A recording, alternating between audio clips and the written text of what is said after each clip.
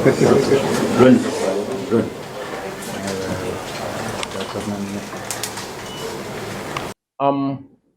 I want to address the issue of the sanctions as a tool against impunity in Uganda. And I'm talking about the international sanctions.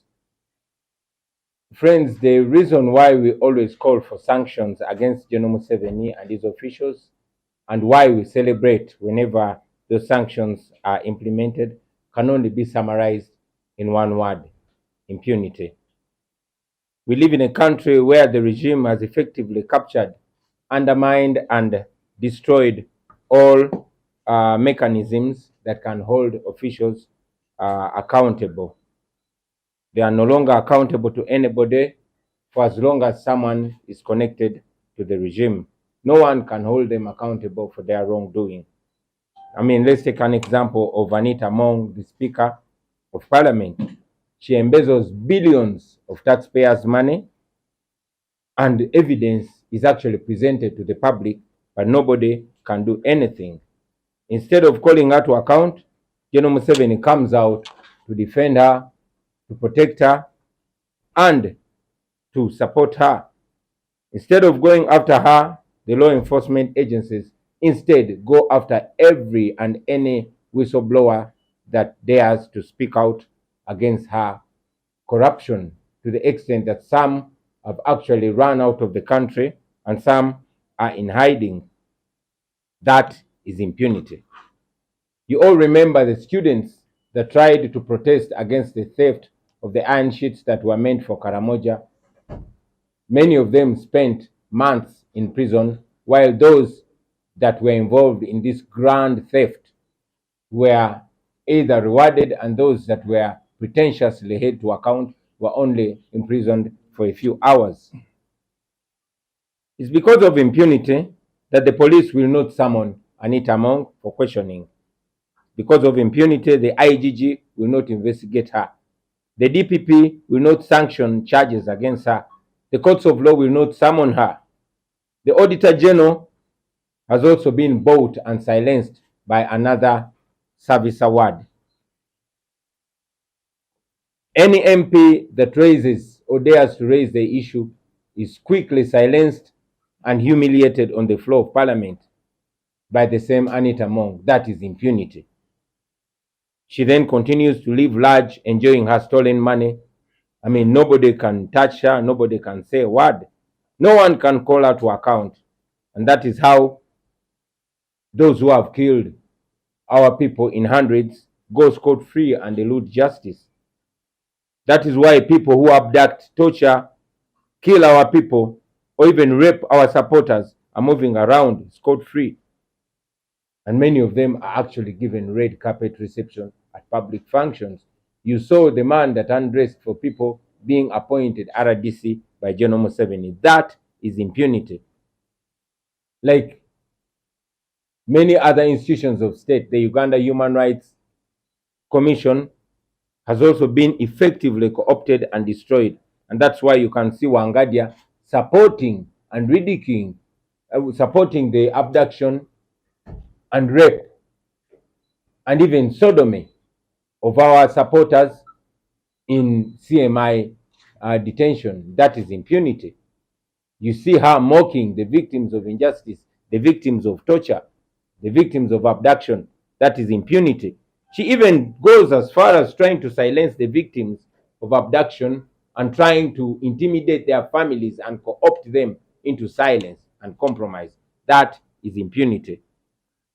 So, with the state of affairs, citizens are left with only two options: either to rise up and put an end to this nonsense once and for all, using whatever means are available to them, or to appeal to the international community to take measures, including sanctions, which the regime has clearly refused to take against its corrupt and criminal officials. Ladies and gentlemen, travel bans, asset freezes, and others, may not put the corrupt and brutal officials in prison, but at least they go far to block them from enjoying with impunity their, or even invest their stolen money, the money they stole from poor Ugandans in their countries. These countries have their act together. These countries are well governed and they respect the rule of law.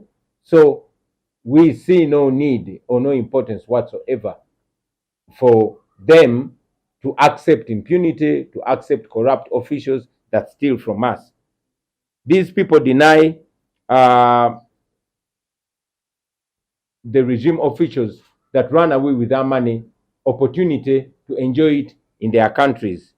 And we really, really appreciate those sanctions. We welcome them. These sanctions reassert the duty of civilized nations because they should never be seen to sit back as actions against poor people are going on with reckless abandon.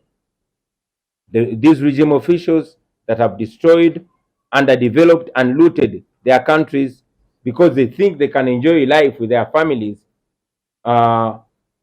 in developed countries, the wealth that they steal from poor Ugandans, at least we have a way forward here.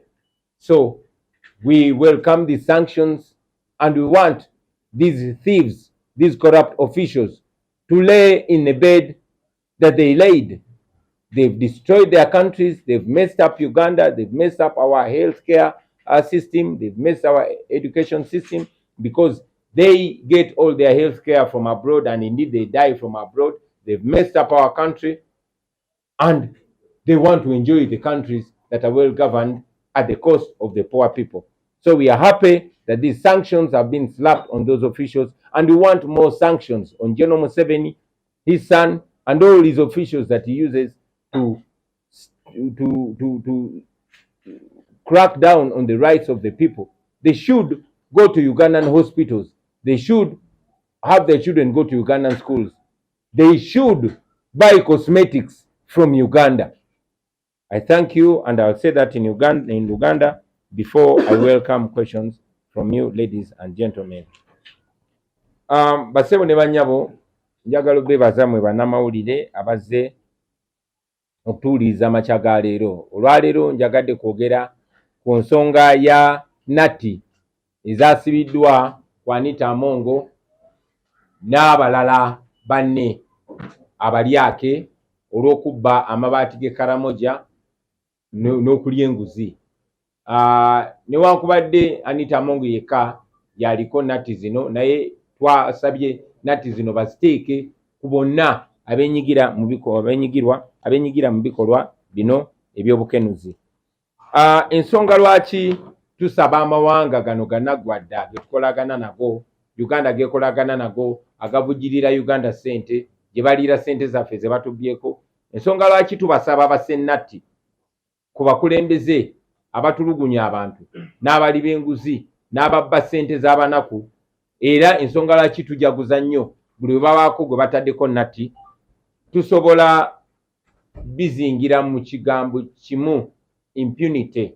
Impunity ani kumu asobola okinziriza mu Luganda, baganda bange? Tugambe obutagambwako, tugambe eryanyi. So ensonga eyo basebo ne banyabo tugisanyukira kuba tuli mu nsi nga abatufugisa eryanyi bawambye buli kitongole kya gavumenti ekyandikubye ku bakulembeze ku nsolobotto. Tewali asobola bagambako, naddala abo bagamba n'ogwo, abo abali connected tewali asobola bagambako. Ekyokulabirako wano ekyamangu ye Anita Amongo.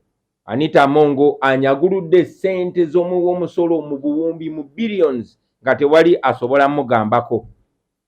Evidence weeri, obujulizi we buli ku social media bonna, buli mu public. Wabaddewo Uganda Parliament Exhibition ng'eraga obubbi obugenda maaso Anita Amongo bwakulembedde mu Parliament, naye tewali asobola mugambako. Mu kifo ky'omubagambako oba okukola ng'omukulembeze bwe yandikoze Museveni, mwamulabye bwe yavuddeyo yawaanye bawaane, bwe yavaayo okwogera ku by'enguzi yawaana buwaanyi Anita Amongo, yamudifendinga budifendinzi nampromotinga nomupromotinga. Mu kifo kya ebitongole ebikwasa empisa okugamba kwa Mongo bonna batya abakumi b'amateeka abapoliisi n'ebitongole ebikwatagana ku nsonga eyo bonna bamutya. Ekyenjawulo nti ate ba whistleblowers oba bakalabalaba oba abantu aboogera abalunkumi ate bo be bali mu kudduka be bali mu kwekweka abamu bawaŋŋanguse n'okuwaŋŋanguka kubanga bazza omusango gwa Nagomola okwogera ku bubbi bwa Anita Mongo ne banne. Mujjukira abayizi omuli ab'e Makerere n'abalala abaavaayo okwekalakaasa olw'obubbi bw'amabaati obwakolebwa nga bukolebwa abaminisita nga muli ne Speaker wa Parliament ne Vice President n'abalala bangi nnyo baabasiba mu kkomera ne bamala emyezi mingi mu kkomera, naye ate ng'ababbi bennyini bo baabakuza bukuza, abalala be beefuula nti babakuba ku nsoloboto nti babasibayo saawa busaawa ne babata. Obwo bonna bonna kozesa lyanyi, obwo bonna bubbi, obwo bonna butaswala. Eyo yonna yonna impunity. Bwe tunaakifuna ekigambo ekitegeerekeka amangu naddala eri abato tunaakikozesa, naye obwo bonna bubbi, obwo bonna butagambwako, obwo bonna bwakwefuula naggwano. Olwa obwanaggwano obwo buli mugenda maaso, poliisi tesobola kugamba ku Anita Mongo. Inspector General of Government IGG tasobola kumunoonyerezaako nakubaako kyamugamba. Auditor General oba omubalirizi wa gavumenti asirise, ate oyo bayongedde ne bamuvubika omugaati mu kamwa gwe bayita service award, naye bamuguze naye yasirise. Amakooti tegasobola kuyita Anita Mongo abitebye.